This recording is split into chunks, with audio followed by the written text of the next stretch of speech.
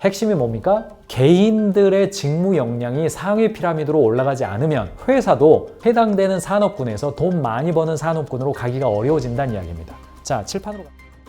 그러니까 이제 결과적으로 이게 궁금하신 거잖아요. 우리 회사 5년차 대리, 7년차 과장 얼마 주는 게 맞을까? 결과적으로는 우리 회사의 역량 표준이 나와야 되는데 우리 회사는 요 정도 급이 되면 얼마 준다. 근데 문제는 뭐냐면 이 역량 표준을 만든다는 게요. 모 제약회사의 역량 표준의 샘플입니다. 보시면 어때요? 이게 주니어 단계, 시니어 단계, 매니저 단계예요. 역량 표준을 만들면 이렇게 나온단 말이죠. 레포트가. 여러분 컨설팅 받으면 이런 비슷하게 나올 거예요. 자, 주니어 단계에는 공통 가치, 시니어 단계에는 직무 성과, 매니저 단계에서는 최고 수준의 전문가. 그래서 고객 지향이라고 하는 역량표를 보니까 맨 아래 단계는 고객 파악, 정보 관리, 신뢰 구축이에요. 시니어 단계는 다양한 채널을 활용하고 아이디어를 제시하고 유연한 대처를 하는 거예요. 매니저 단계에는 고객과의 상호작용, 고객을 위한 적극적인 대응, 고객 예측까지 있는 겁니다. 그러니까 조직 내 역할별 기대 행동을 구체화해서 이렇게 명시하고 이 행동 옆에 나중에 뭐가 되겠습니까? OXX, OXX, OO 이렇게 해서 승진에도 반영하고 연봉 평가할 때 상사가 여기에 대해서 OX 평가를 하고 그 결과값에 따라서 등급 정하고 그 등급에 따라서 OK 4%, 5%, 6% 이렇게 되는 거란 말이죠. 그런데 문제는 뭐냐면 작은 기업에서 이런 역량 표준을 만들어가지고 너는 지금 제약회사의 영업 담당자니까 네 역량 표준 이렇게 돼. 5년 후에는 이렇게 되고 10년 후에는 이렇게 돼야 돼. 이게 언더백 기업에서 말이나 될 이야기입니까? 이게 5년 후에 어떤 일을 하고 어느 정도의 역량이 설정돼야 된다는 것이 언더백 기업에서 그게 말이 됩니까? 솔직히 여러분들 컨설팅 받아가지고 역량 컨설팅 받으시죠? 평가 기준 만들려면 성과만 볼 뿐 아니라 그 사람의 역량을 봐가지고 성과 퍼센테이지를 70% 하고 역량 표준 퍼센테이지를 30% 넣어가지고 두 개 합해가지고 최종 평가 내리고 역량값과 성과값에 매트릭스 만들어가지고 그 사람의 평균 연봉을 결정하자. 이게 맞는 이야기입니다. 문제는 뭐냐? 이것대로 가냐는 게 문제예요. 이 일을 내년도에도 딱 이 일만 시키실 겁니까? 내후년에는요? 5년 후에는 그 일이 그 일입니까? 아니란 말이죠. 이게 언더백 기업의 현실에 안 맞기 때문에 제가 종종 역량 컨설팅 너무 의존하지 마세요. 물론 회사 내부에서요. 직무 설계가 너무 안 돼 있고 과업 표준도 너무 안 나와가지고 무슨 일을 해야 될지 내년도에 내 역량 성장의 방향성이 어떠해야 될지 정말 모르게 되는 정말 혼란의 상태 그런 경우가 있다면 그거는 방향성을 잡기 위해서 하실 필요가 있다. 볼 필요 있어요. 주요 역량평가, 한국역량평가개발원 역량평가 강의안 중에서 제가 하나 캡처해 왔는데 과장급 역량평가, 고위공무원단, 과장급 보십시오. 성과 지향, 주어진 업무의 극대화를 위한 다양한 방법을 구축하고 목표 달성 과정의 효율성도 추구한다. 과장급은 정책의 결과로 발생하는 행정 서비스의 질을 극대화하기 위한 목표를 수립하고 실제 업무 수행 과정에서도 목표와 가업을 완수하는 데 지속적으로 관리 공유하는 역량이다.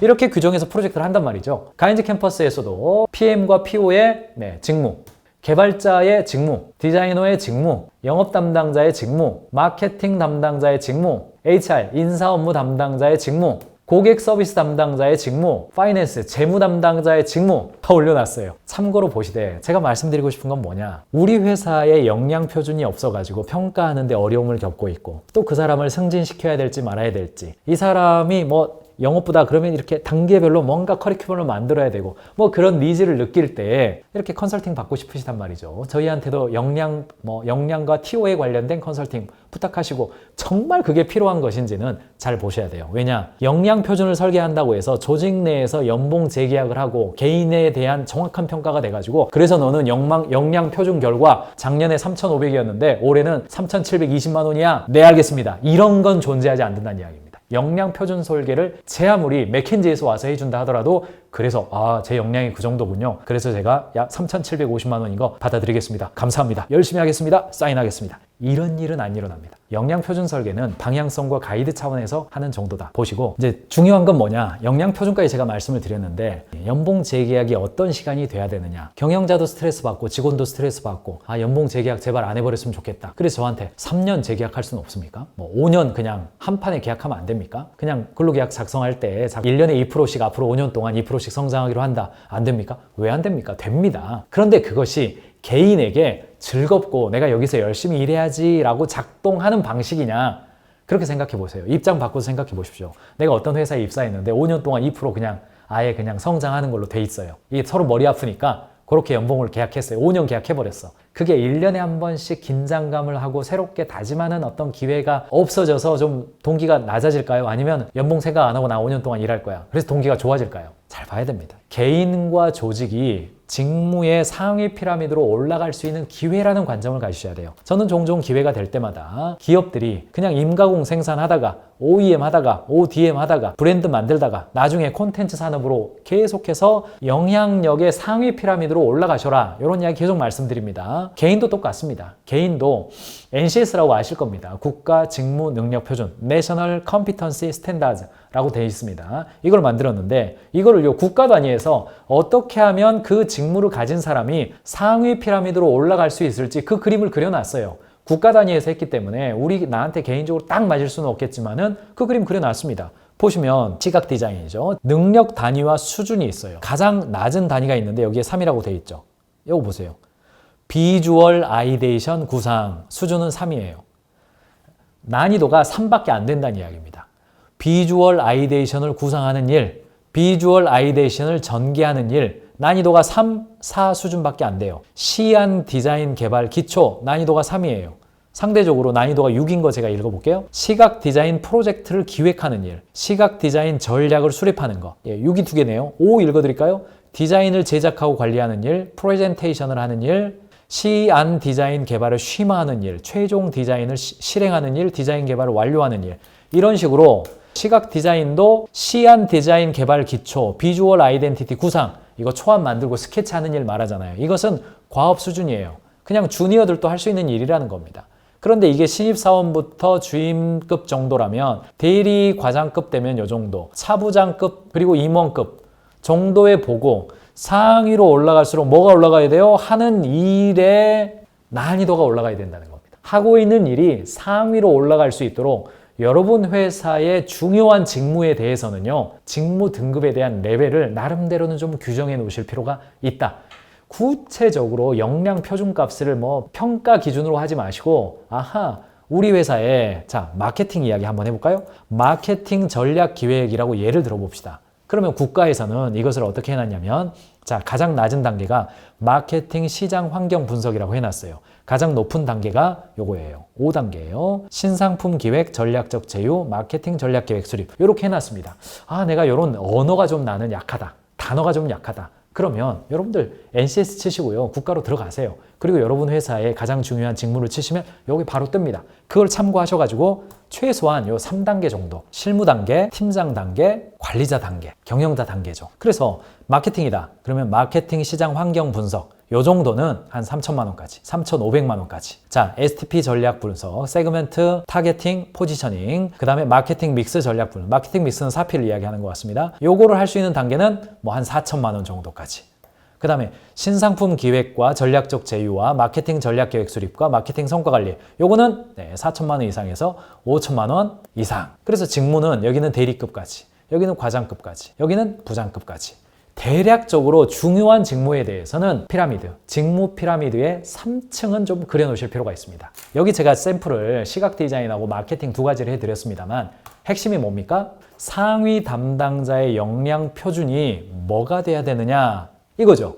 실무자는 현재 하고 있는 일 하시면 돼요. 하고 있는 일 하면 됩니다. 근데 어쨌든지 간에 상위로 올라가야 된단 말이죠. 올라갈 때 뭐를 붙이면 되냐? 실무에 대한 책임, 그 실무를 기획하고 창조하는 일, 그리고 그 실무에 대해서 경영은 뭐예요? 팀을 관리할 수 있는 역량이잖아요. 우리 직무가 좀 다양하다. 우리는 품질도 있고, 물류도 있고, 굉장히 다양해. 근데 이거 NCS 들어가가지고 좀 보기도 어렵고, 시간도 없다. 그럼 어떻게 하시면 돼요? 실무하는 일 좀 리스트업 하시고, 중요한 일 리스트업 하시고, 거기 뒤에다가 뭐 붙이면 돼요? 그것에 대한 책임을 지는 일, 그것에 대한 기획과 창조를 하는 일, 그것에 대한 경영 역량, 이런 식으로 정리를 하시면 쉽게 정리할 수가 있다는 겁니다. 핵심이 뭡니까? 개인들의 직무 역량이 상위 피라미드로 올라가지 않으면 회사도 해당되는 산업군에서 돈 많이 버는 산업군으로 가기가 어려워진다는 이야기입니다. 저는 기회가 될 때마다 저와 여러분들이 직무 피라미드에서 상위로 올라가실 것을 계속해서 말씀드리고 있죠. 그래서 어떤 일을 진행할 때에도 통상 4단계이죠. 맨 처음에는 임가공입니다. 임가공 단계를 거쳐요. 그 다음에 OEM 단계를 거칩니다. ODM 단계를 거쳐요. 그리고 브랜드가 되죠. 임가공 단계는 뭐예요? 인건비 받는 구조입니다. 비즈니스가요, 처음부터 콘텐츠 값, 기술 값 그런 거 받기 어렵습니다. 쉽지 않아요. 그래서 처음에 인건비 장사합니다. 그런데 그러다가 OEM 단계는 뭐예요? 장비와 시설을 내 것을 가지고 운영하는 거예요. 거기서 조금 더 마진이 높아지죠. 직원들 월급도 좀 더 줄 수 있는 단계가 돼요. 문제는 뭐냐? 내가 열심히 하면 다음 연도에 또 수수료 깎아버리죠. 그러니까 또 단가가 떨어져요. 직원들 월급 주고 싶은데 고객이 다 가져가 버리죠. 그러면 ODM 단계예요. 이게 뭐예요? 설계와 제안을 내가 하는 겁니다. 현대자동차에서 베어링을 이렇게 만들어줘 해가지고 만들었는데 내가 기술을 개발해가지고 베어링을 만드는 방법에 대한 원가를 절감을 했어요. 그래서 오히려 현대한테 요 베어링 써보세요 했더니 와 그게 좋은데요? 그러면 나랑 독점 공급합시다. 5년 동안에는 내가 납품할게요. 단가는 얼마나 되는데 우리 기술 개발하느라고 5년 걸렸습니다. 그 단가 좀 보장해 주세요. 이렇게 요청할 수 있는 겁니다. 그럼 좀 더 직원들 월급 더 줄 수 있죠. 연구개발 부서도 별도로 만들 수도 있고 현대한테만 파는 것이 아니라 삼성한테도 팔고 르노한테도 팔고 다양하게 팔 수 있습니다. 그리고 그 다음 단계 어디 있습니까? 브랜드가 되어서 마케팅 역량과 고객을 이해하고 직접 만날 수 있는 역량을 갖는 겁니다. 화장품 내가 ODM, OEM 생산 공급 열심히 했는데 내 브랜드를 만들어가지고 고객들이 사랑해주는 브랜드가 되었어요. 이런 단계를 거치고 최종적으로는 콘텐츠가 강원에서 이동해 간다는 말씀입니다. 그래서 회사도 남들이 시키는 일을 하는 단계에서 내 기술을 가지고 하는 단계, 시키지 않은 일을 제안해서 할 수 있는 단계, 내가 주도할 수 있는, 고객을 이끌 수 있는 단계로 갈 수 있도록 회사도 산업 피라미드의 상단으로 올라가야 되고 개인도 남이 시키는 일 하다가 내 방식으로 하다가 회사에 뭔가 제안해서 하다가 아니면 내가 별도 사업부를 맡든지 이런 식으로 점점 성장해 갈 수 있도록 입사할 때부터 직원이 입사하면 그때부터 우리 회사는 지금은 OEM 수준이지만 점점점 올라가서 브랜드를 가질 거다. 비전도 이야기하시고 개인도 당신도 지금 실무를 하고 남이 시키는 일 하고 있지만은 당신도 연봉이 올라가야 되고 과장되고 부장 됐으면 좋겠는데 그때까지 어떤 역량을 좀 키워야 되느냐? 너는 뭐에 관심 있냐? 난 이렇게 키워주겠다. 그 대화를 해야 연봉 재계약을 할 때 기브 앤 테이크, 고용주와 피고용인 이런 느낌이 아니라 함께 성장하고 연봉을 함께 올려가는 과정으로 간단 말이죠. 세상에 어떤 경영자가 자기 직원 월급 주는데 엄청 아까워가지고 줄 수 있는데 안 줄 사람이 어디 있겠습니까? 주고 싶죠. 그런데 지불 여력이라든가 능력이 아직 부족하니까 함께 성장해 가자라고 말할 수밖에 없는 거 아니겠습니까? 방금 말씀드렸던 것처럼 기업의 지불 능력과 직원들의 급여는 직결되어 있습니다. 그래서 회사가 고부가 가치로 이동을 해야 직원도 성장하고 연봉이 올라갈 수가 있게 되는 겁니다.